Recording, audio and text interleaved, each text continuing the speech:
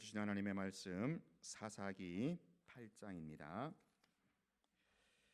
13장입니다. 구약성경 384쪽 사사기 13장 우리 8절부터 25절까지입니다. 구약성경 384쪽 사사기 13장 8절입니다. 8절부터 25절까지 한 절씩 교독합니다. 마노아가 여호와께 기도하여 이르되 주여 구하옵나니 주께서 보내셨던 하나님의 사람을 우리에게 다시 오게 하사 우리가 그 낳을 아이에게 어떻게 행할지를 우리에게 가르치게 하소서 하니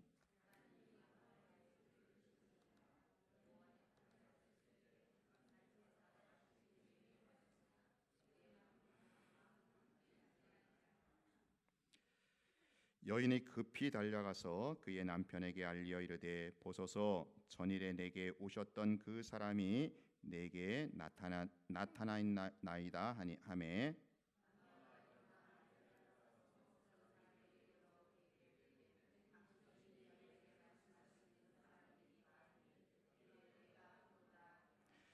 마노아가 이르되 이제 당신의 말씀대로 되기를 원하나이다.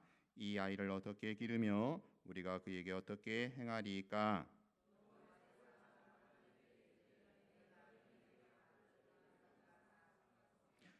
포도나무의 소산을 먹지 말며 포도주와 독주를 마시지 말며 어떤 부정한 것도 먹지 말고 내가 그에게 명령한 것은 다 지킬 것이니라 하니라.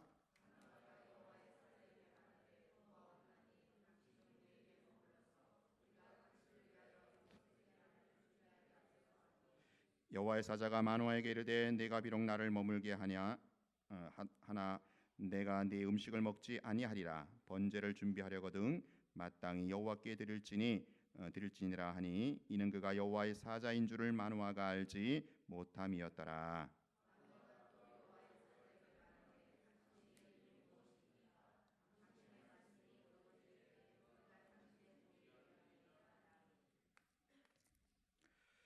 이에 마노아가 여호와의 사자가 그에게 이르되 어찌하여 내 이름을 묻느냐 내 이름은 기묘자라 하니라.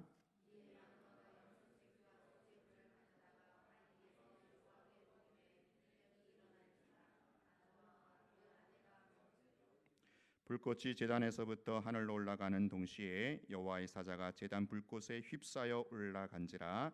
마노아와 그의 아내가 그것을 보고 그들의 얼굴을 땅에 대고 엎드니라.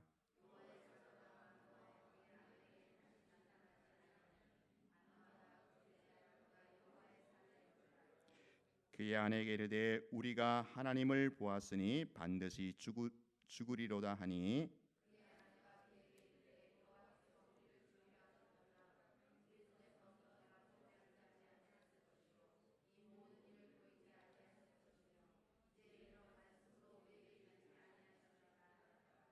같이 합니다. 끝까지. 그 여인이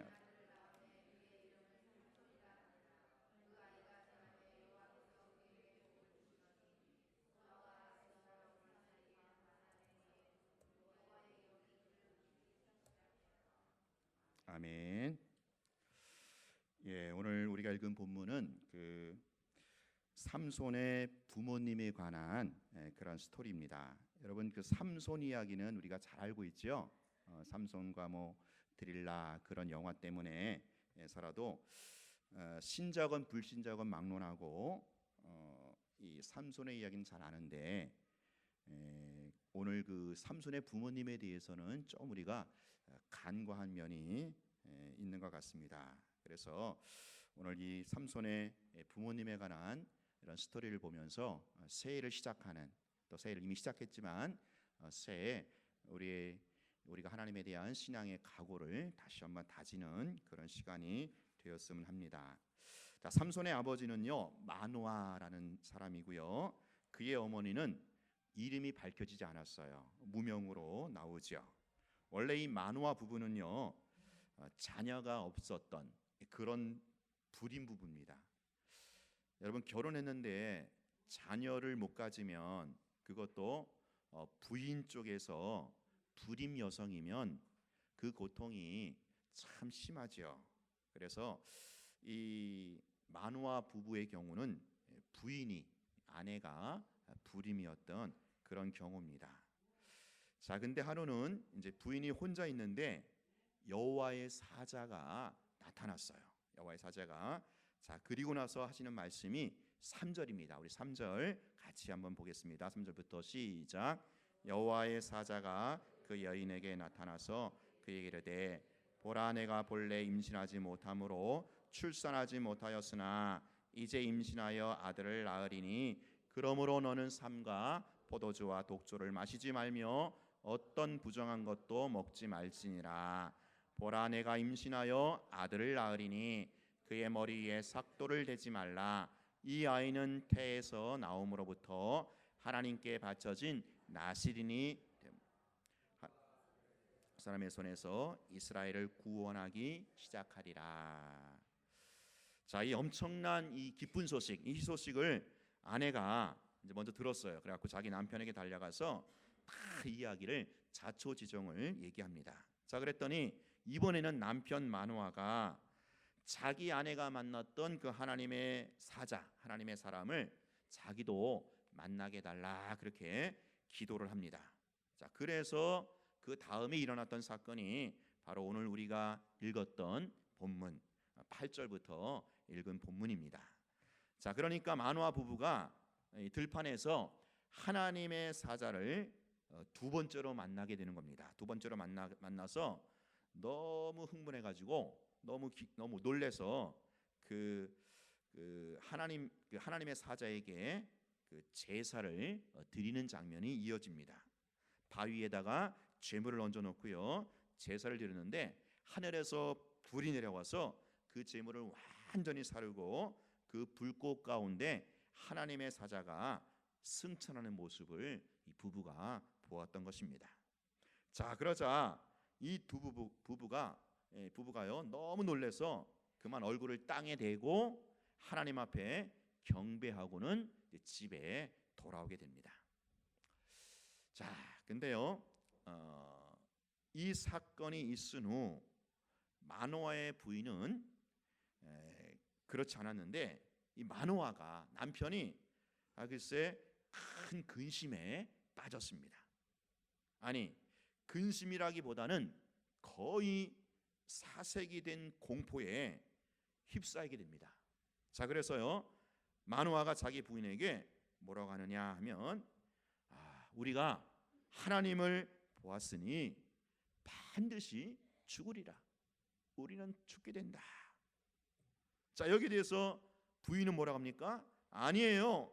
우리가 죽을 이유가 전혀 없습니다. 그러니까 남편 마노아는 우리가 하나님 봤기 때문에 반드시 죽을 거야 그러고, 아내는 우리가 죽을 이유가 없다. 자, 이렇게 전혀 상반된 견해 차이를 보이고 있는 겁니다.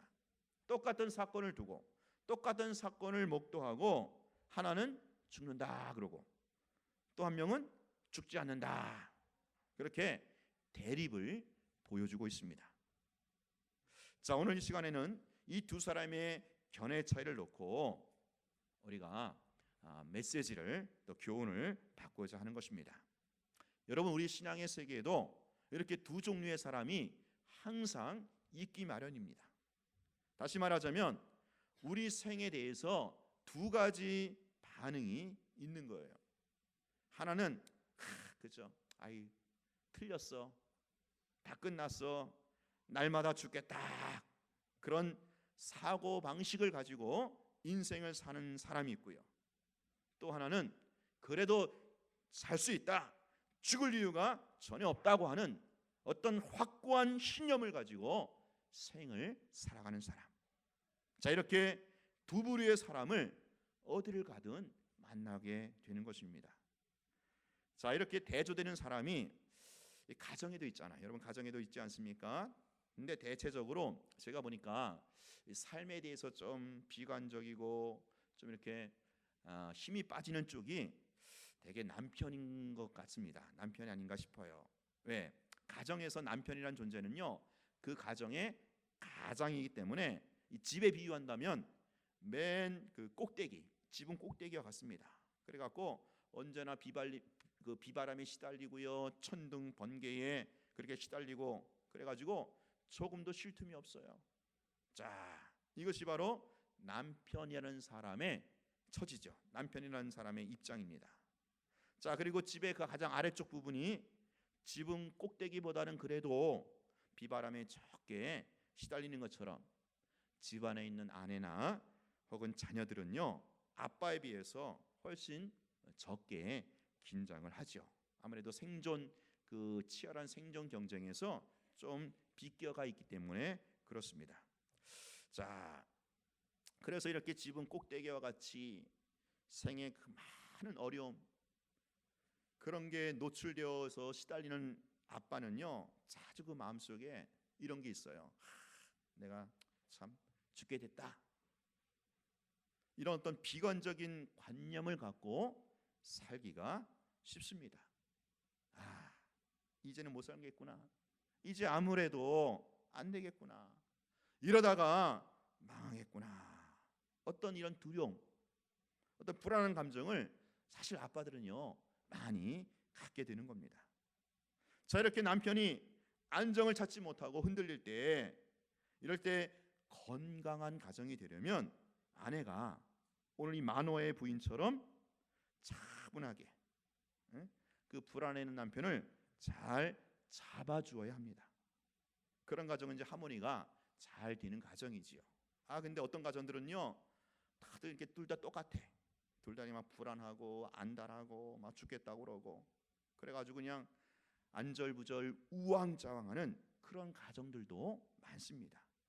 자, 그러니 우리 가정이, 여러분의 가정이 혼란에 빠지지 않고 실패하지 않으려면 남편이든 아내든 적어도 둘 중에 한쪽이라도 믿음이 바로 서야 하는 겁니다.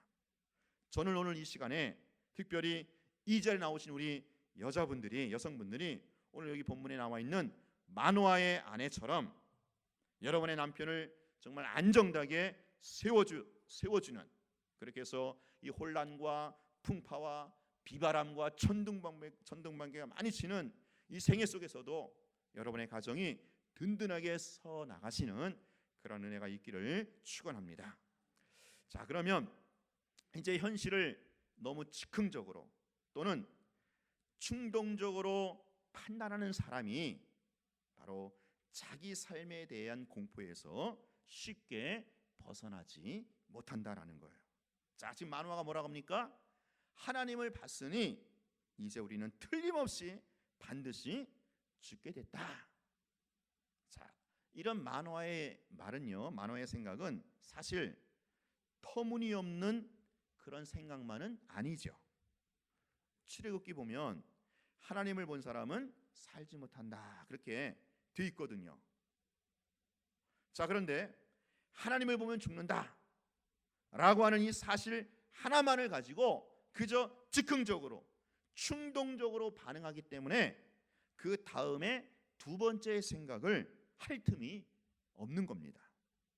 여러분, 우리가요, 어떤 현실을 만났을 때, 어떤 문제에 직면했을 때 너무나 즉흥적으로 반응하기 때문에 바로 이 마노아처럼 야, 이제 우린 죽었구나, 다 끝났구나, 이런 생각밖에 달리 생각할 여지가 없는 거예요.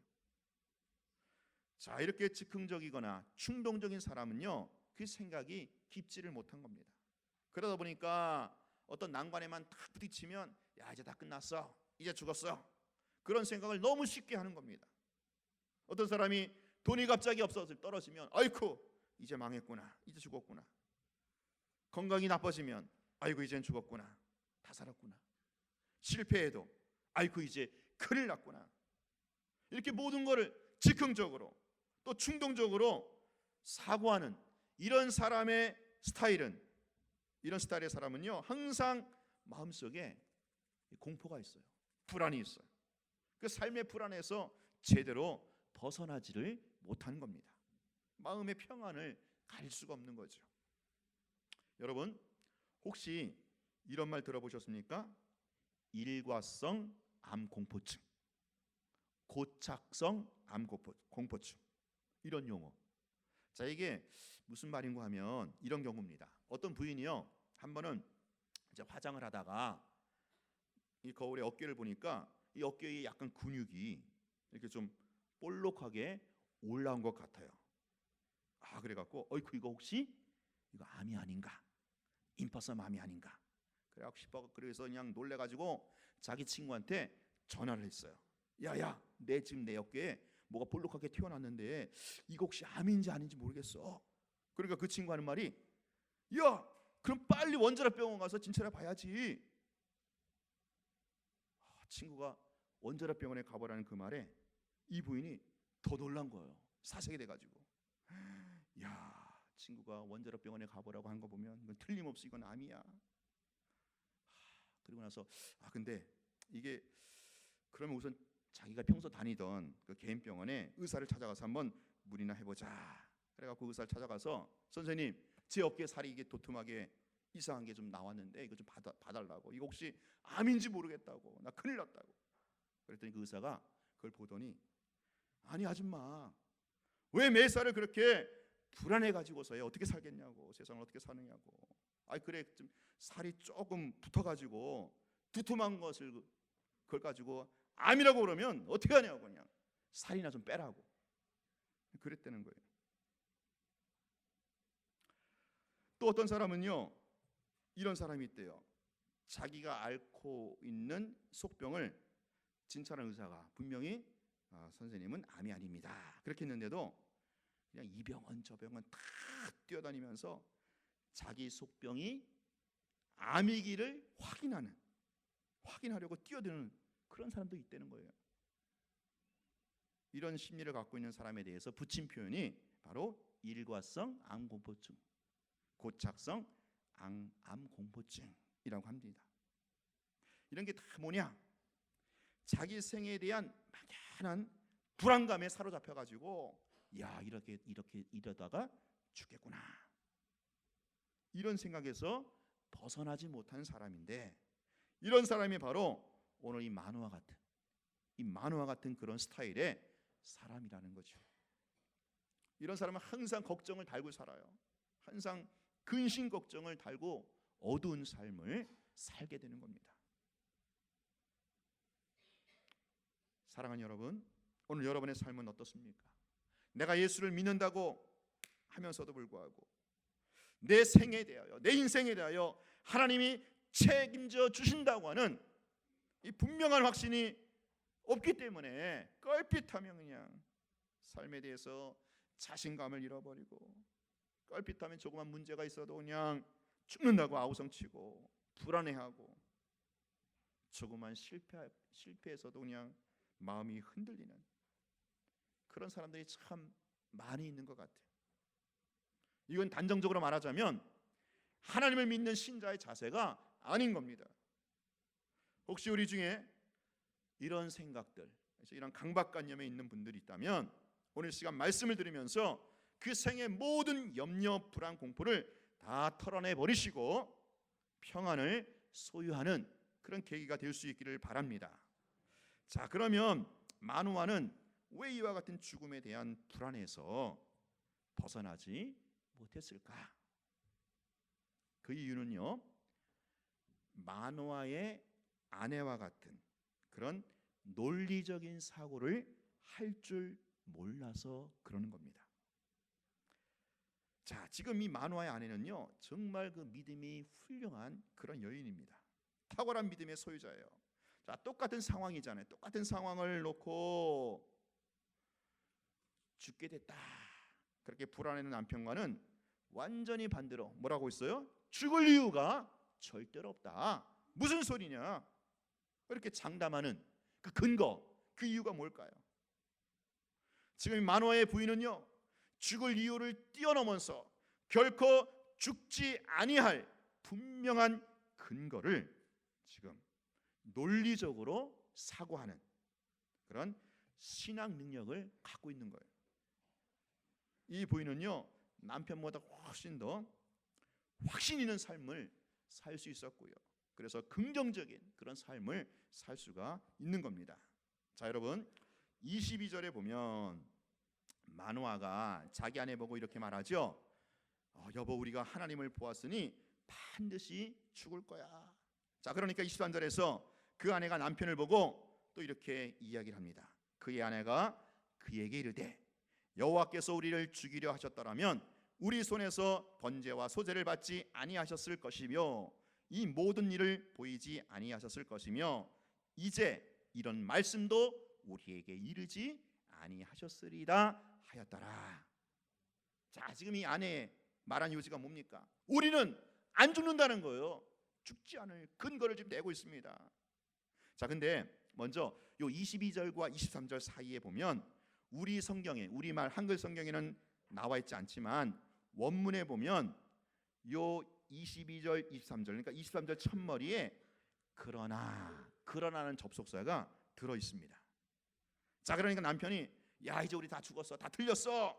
그러니까 부인이 그러나 이 접속사를 탁 들이대면서 남편의 판단이, 남편의 생각이 잘못된 것이라고 지적을 해주고 있는 겁니다. 사랑하는 여러분,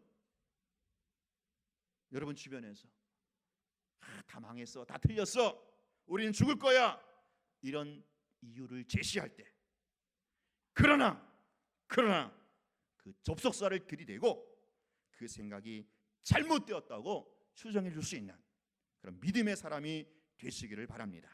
이 사람은 정말 대단히 강한 그런 사람이에요. 왜냐? 어떤 확신이 없는 사람은 절대로 이 상황에서 그러나 그렇게 치고 나갈 수 없기 때문에 그렇죠. 자, 그러면 이 부인은 도대체가 어떤 근거를 가지고, 어떤 이유를 가지고 지금 그러나 하면서 우리 죽을 이유가 없다 그렇게 말하는 것일까요? 그게 바로 23절 나오잖아요. 23절에 보면 세 가지가 나옵니다. 세 가지. 첫째로, 아니 하나님이 정말 우리를 죽이려고 하셨다면 왜 하나님께서 우리의 제사를 받았겠느냐라는 거죠. 여러분, 하나님께서 누구의 제사를 받았다고 하는 것은 하나님과 그 제사자, 그 제사하는 사람과 뭐요? 관계가 화목하게 되었다. 화해가 이루어졌다. 하나님이 그 제사하는 사람을 기쁘게 여기신다. 그런 뜻이에요. 자, 그런데 그래, 하나님이 우리의 제사를 받으신 것을 보면 우리가 죽을 이유가 없지 않느냐, 그런 논리를 피는 거예요, 마노아의 부인이. 자, 두 번째 논리가 뭡니까? 하나님이 우리에게 자기의 뜻을 분명하게 계시해 주셨는데, 아니 하나님이 왜 죽을 사람에게 그런 계시를 가르쳐 주느냐라는 거죠. 그런 논리를 지금 마노아의 부인이 피는 겁니다.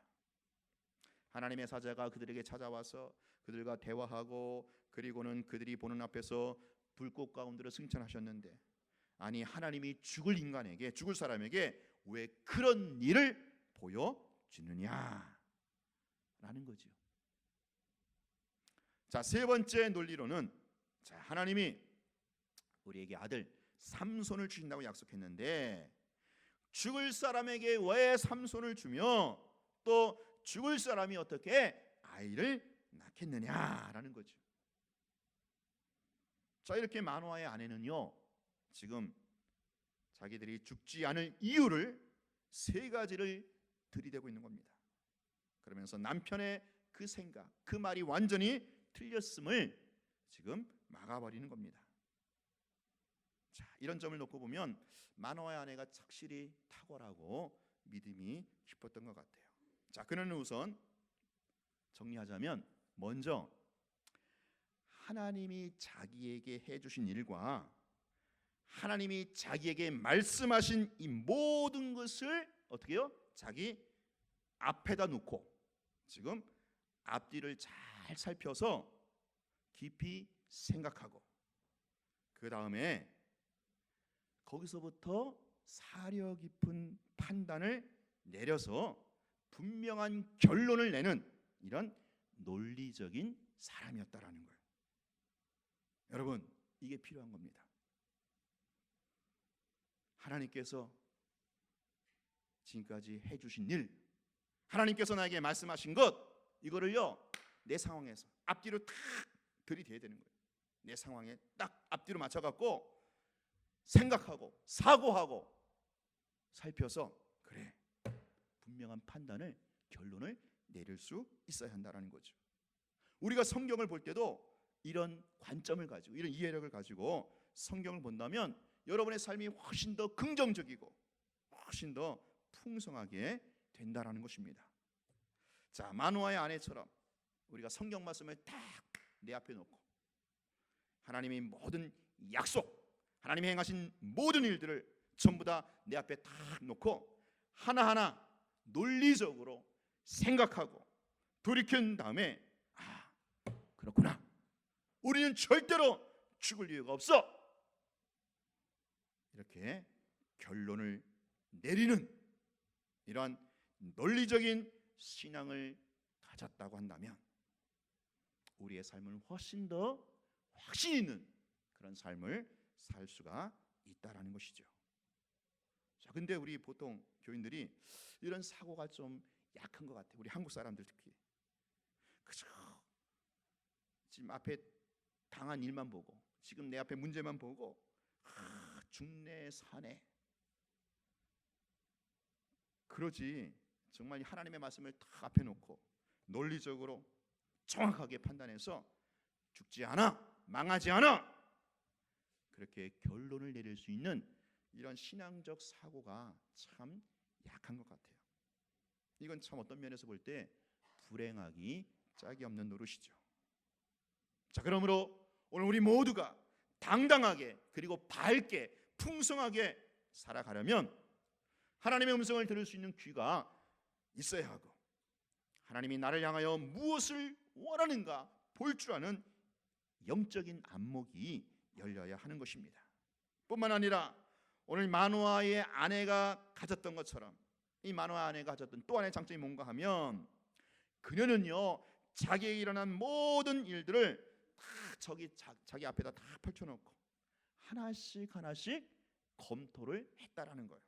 그렇게 하나하나 검토하고 나서 끌어낸 결론이 바로 죽지 않는다, 망하지 않는다. 이것을 가리켜서 조금 어려운 말로 귀납적인 사고방식이다라고 해요. 귀납적인 사고방식. 자, 그렇습니다.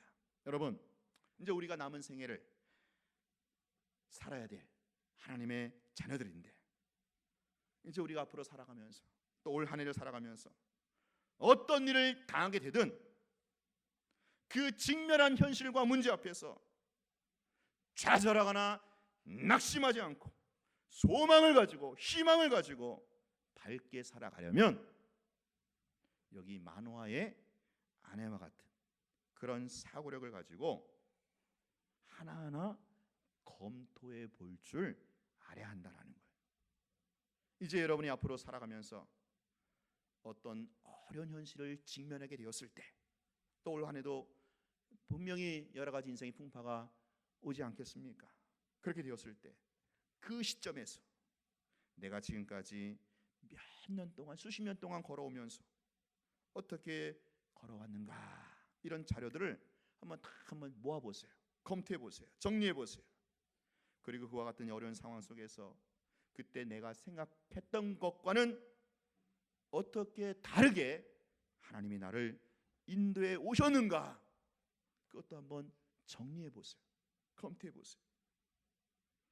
여러분의 그 지난 날의 그 삶의 그 모든 과정들 하나하나 잘 검토해보면 그때 그 당시 나는 분명히 이게 안 될 것 같고 망할 것 같았는데, 틀린 것 같았는데, 이 문제가 나에게 분명히 어렵다고 생각했는데 이제 전혀 다른 방법으로 기가 막히게 역전되고 호전되었던 그런 상황들을 여러분 많이 있지 않습니까? 이렇게 하나하나 귀납적인 사고력을 가지고 검토해 보면 우리가 얻을 수 있는 결론이 하나 있어요. 그것은 바로 내 삶이 아무리 어려워도 하나님은 결코 우리를 죽도록 하시지 않으시고 우리를 살게 하도록 인도하신다라는 결론입니다. 이런 결론을 내릴 수 있는 충분한 이유들이 누구에게나 다 있어요. 검토해 보면 귀납적인 사고방식을 한번 하나하나 따져보시고 돌아보세요. 지금 마노아의 부인이 이걸 찾았던 겁니다. 여러분 그렇지 않습니까? 이 마노아의 부인이 가만히 생각하니까 하나님 말씀하셨거든. 삼손을 주신다고. 아니 삼손을 주신다고 말씀하셨는데 그렇다면 삼손을 낳아가지고 좀 키워서 이스라엘 백성들 앞에 내놓을 때까지는 하나님이 자기들을 죽일 이유가 있어요 없어요? 전혀 없는 거예요. 없는 겁니다. 이걸 지금 마노아의 부인은 봤던 겁니다. 여러분 우리의 삶이라는 게, 우리 인생이라는 게 매사에 그런 것 같아요. 똑같은 현실을 놓고 똑같은 상황을 놓고 이렇게 보면 부정적인 생각이 들고 저렇게 보면 긍정적인 생각이 들지 않습니까? 그러니까 여러분 사실은요 매사에 다 양면성이 있는 거예요. 양면성이 다 있습니다. 이제 우리가 우리 삶의 현실을 놓고 마노아처럼 사고할 것이냐 아니면 마노아의 부인처럼 사고할 것이냐, 이게 문제인데 오늘 우리 신자들은, 오늘 우리 성도들은 여기 마노아의 부인처럼 그렇게 사고하는 것이 대단히 중요하다라는 거죠. 자, 여러분 우리 하나님께서 모든 성도들에게 이 마노아의 아내와 같이 사고할 수 있도록 두 가지 근거를 다 공통적으로 주셨어요. 이 두 가지가 뭐냐? 하나는 성경이고요. 또 하나는 뭐예요? 성령을 우리에게 주셨습니다.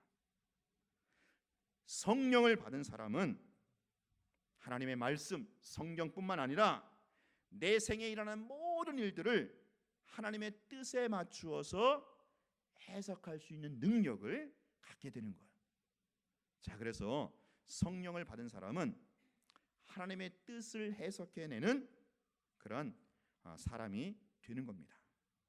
나의 삶에 대해서, 내 인생의 문제에 대해서 해석할 수 있는 그런 사람이 되는 거예요. 그러므로 성경을 가지고 또 성령을 통해서 분명하게 사고할 수 있고요. 이렇게 논리적으로 결론을 내릴 수 있는 이런 사람은요, 웬만한 그런 환경 속에서도 흔들리지 않아요. 흔들리지 않습니다. 죽는다, 끝났다, 틀렸다, 그런 소리 안 합니다.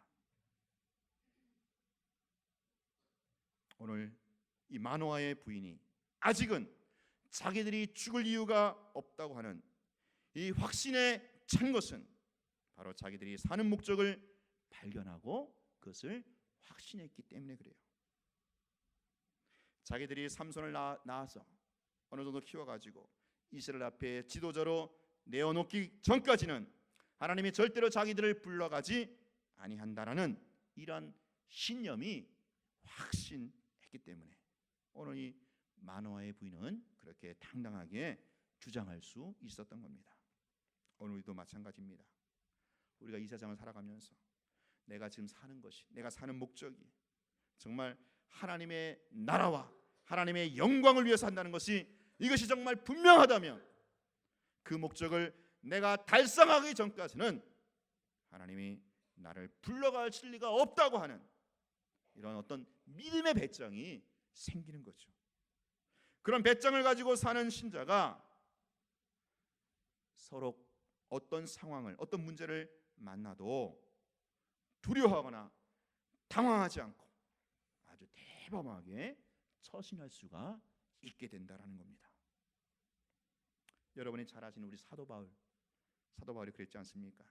자기 앞으로 로마 황제 가이사 앞에 서서 복음을 전해야 한다라는 이 확신, 자기 인생의 목적이 분명했기 때문에 그 지중해 한복판에서 유라굴로라고 하는 대풍을 만나서도 사경을 헤맬 때도 전혀 사도 바울은 흔들리지 않았어요. 하나님이 나에게 로마 황제 앞에서 복음을 전하라고 분명하게 인생의 목적을 주셨어. 황제에게 가서 복음을 전하라고 명령한 그 하나님이 나를 저 바다의 물고기 밥이 되도록 하실 리가 없다. 폭풍이, 대풍이 아무리 불어와도, 배가 아무리 흔들려도 나는 결코 죽지 않는다.